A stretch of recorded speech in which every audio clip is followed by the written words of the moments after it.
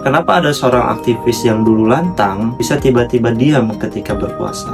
Kenapa orang yang tadinya oposisi sekarang malah duduk di kabinet? Inilah wajah asli dari dinamika kekuasaan dalam politik.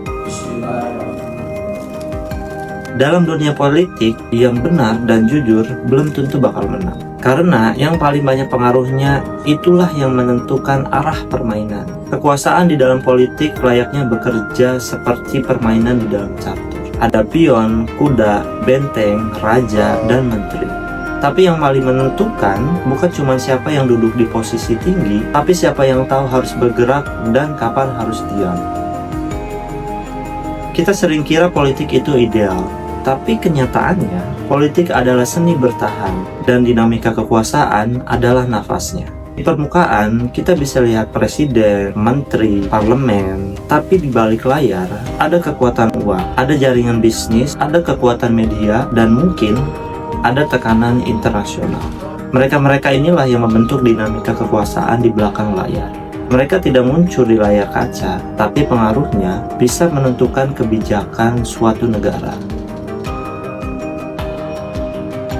Di negara ini misalnya, kita bisa melihat bagaimana partai oposisi bisa tiba-tiba bergabung jadi koalisi.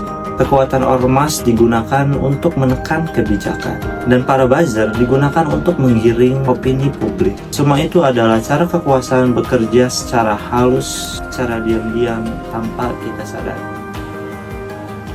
Apakah rakyat yang memilih? Apakah presiden yang duduk di kursi teratas? Atau justru kekuasaan itu dimiliki mereka yang mampu mempengaruhi opini, membiayai kampanye, dan yang mengatur narasi?